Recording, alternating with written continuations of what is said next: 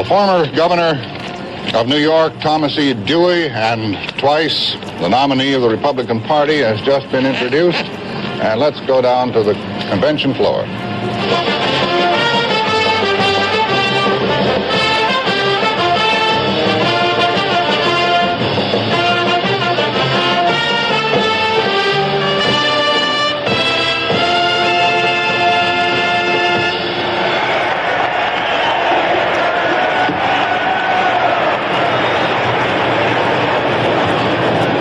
Congressman Mathias,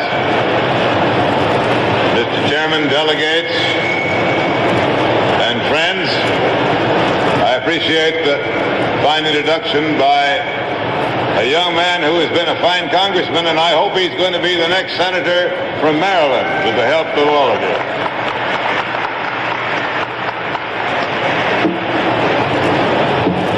Our hearts are saddened by the news from Walter Reed Hospital, and I am sure that all of us send our prayers and our thoughts for General Eisenhower's swift and satisfactory recovery.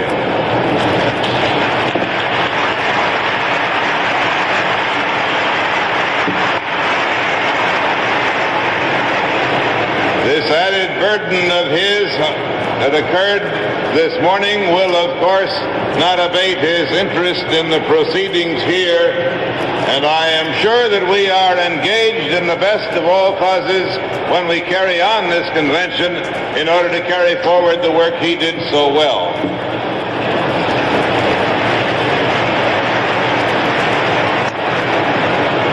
We are assembled here to appraise the state of the nation and determine ways to improve it.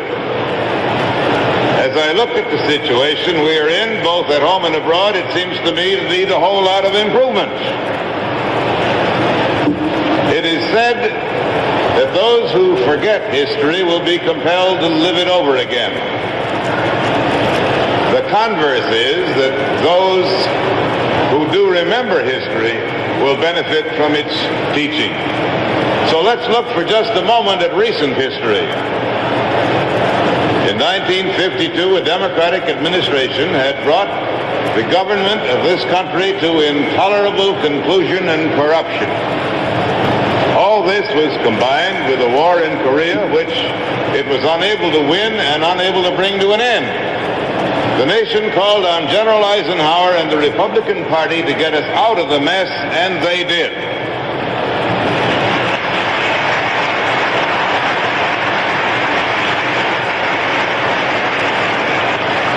Within 4 months, the fighting in Korea was stopped, and South Korea has become a showcase of social and economic progress.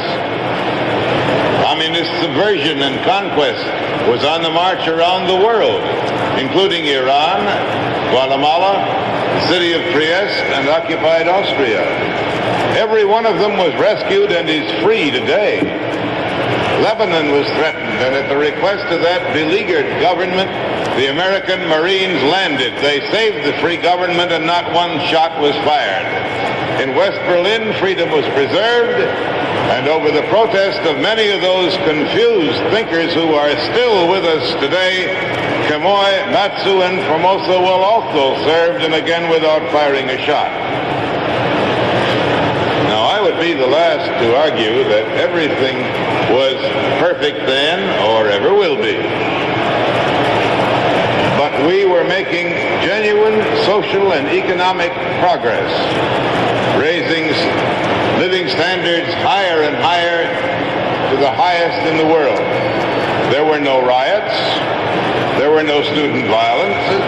There was no organized alienation from society. No one was burning draft cards, and no one was desecrating the American flag. It was customary for the law to be enforced so our people could go about their lives without fear. At the end of the Eisenhower administration, we were at peace among ourselves, we were at peace in the world, and no American boy was fighting any place in the world.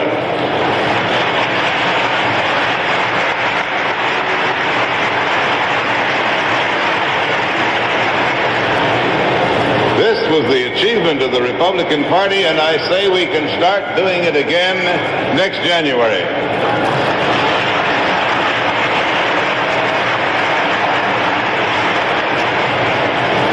Admittedly, it won't be easy. After these 8 years of Democratic administration, the nation is once again in disarray. Indeed, many of our pseudo-intellectuals are telling us in books and in the press, on television and on radio, that all is lost. They tell us that we've become a sick society, that we've lost our bearings, and even that revolution and anarchy are the only solution to our problems. They tell us we've lost our identity, that we don't even know who we are. Well, I have news for them. We, the American people, do know who we are. We've not lost our bearings. We are not alienated from society. This is not a sick country, and it doesn't need a revolution or anarchy to cure its ills.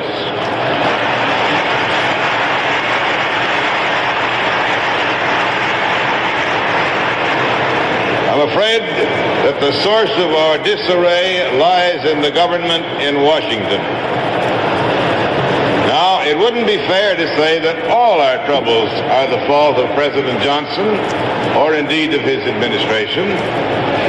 The men running our government are honorable men, and some are very able. They're men of goodwill. They're doing what they think is right, day in and day out, particularly if it is consistent with their political objectives. The real trouble is that the Democratic leadership has been so torn apart by conflicts and by violent ambitions that it simply cannot run a government.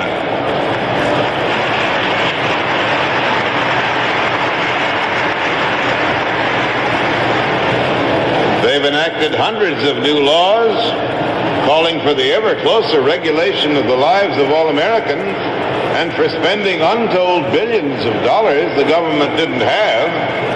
And still, in spite of all the laws and in spite of all the billions, as a nation, we've lost our forward progress.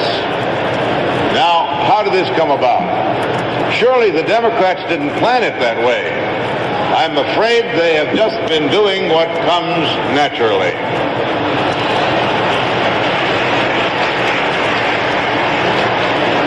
They've confused change with progress. They have announced a war on poverty. They've confused everything with performance, and they have announced the coming of the Great Society. They encourage the Negroes, the Puerto Ricans, and the millions of disadvantaged Americans to expect the millennium to arrive the next morning at 9 o'clock. It is not surprising that they've been disappointed. We've all been disappointed. One reason for the failure is that the agencies for providing various kinds of federal aid are not in mere disarray, they are in chaos. A respected member of the Congress undertook last year to find out how many federal aid programs there are. He was startled to find that nobody knows. There is no central directory, no listing, not even an index. After 8 months of investigation, so far he has identified more than 1,000 various aid programs. What do? Nobody knows. After 8 months, only a little more than 500 of them have even answered his questionnaire as to what they are doing. Imagine 1,000 agencies of the United States government falling all over each other in the name of federal aid. I suppose this was all done with the good intentions, but it is said that the most irresponsible and undesirable of all places, the streets are paved with good intentions. With all this confusion, it's no wonder the aid programs are not getting through to the people. This administration promised equal justice under law for every citizen. Instead, there is today a general sense of mistrust, of insecurity and discontent. One of the reasons is an official attitude of permissiveness lost almost in that weird new doctrine that nobody needs to obey the law unless he agrees with it. Another reason for this sense of insecurity is that nobody feels safe on the streets or even in his own home. The last 7 years of serious crime has grown 9 times faster than our population. Murder, arson, larceny, and criminal assault have become commonplace. It's a large part of what we read about in the newspapers and see on television. Wholly aside from the shocking growth of the street crime, organized crime has become a national scandal. It is a sad fact that federal prosecution has been flabby and inefficient. I used to have something to do with the administration of justice, and I can tell you that it must and it can again become vigorous, competent, and certain. We also need a new sense of moral leadership, which takes its stand on the side of the people. Our children are entitled to know that an orderly, decent, peaceful society is possible. They should know that we had under the last Republican administration such a society, and we can have it again.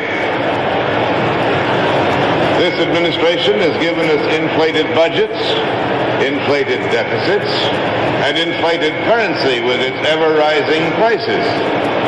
They've scattered billions of dollars around in waste and poor management, so the value of your dollar has gone down and down and down, and not by any means all due to the Vietnam War. For example, in 7 years in the Department of Agriculture alone, they've inflated the number of people on the public payroll in that department from 86,000 to 113, in Interior from 50 to 72,000, and in General Administration from 29 to 39, more than a third. Now, only last week we were presented with a budget, a deficit of $25 billion, which is absolutely incredible. Obviously, if we ever want to stop our spiraling taxes and prices, we need to restore good management to this government, or the dollar won't be worth a nickel by the time they get through with it. There was a time this year when people abroad were unwilling to accept dollars at full value because they didn't trust us. The crisis came last March when the government of the United States had to call a meeting of the central banks of Europe and beg them to help us out in stopping the flow of dollars.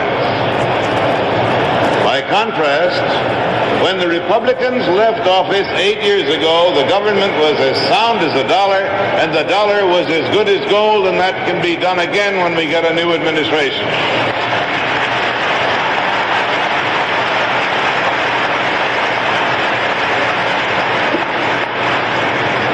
What has this Democratic administration done about our defenses? I'm sorry to say they've lost sight of our main objectives. They've developed no new strategic weapons in 7 years. We learned from the Air Force Chief of Staff 2 weeks ago that our great lead in intercontinental ballistic missiles is gone. In short, we have stood still for 8 years while the Soviet Union has poured its nation's wealth into developing more and better submarines, more and better 20 to 50 megaton bombs, and secret new bombers and fighter aircraft. We have lost the great superiority by which power prevented a world war for nearly 25 years. Certainly every American yearns to have our country enjoy a secure peace. Every American yearns to abolish war from the face of the earth. The way we will ultimately succeed is through recovering enough power to negotiate from strength so that we can end the arms race and do it on our terms.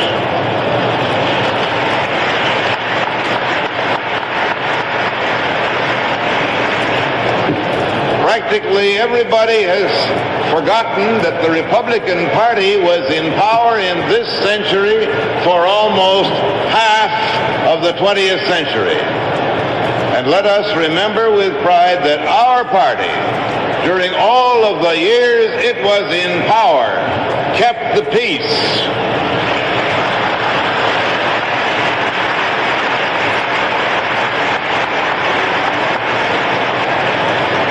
On this record, we have proved that we can again restore our national strength and build a secure peace, and there is no evidence whatsoever that the Democrats even know how to start.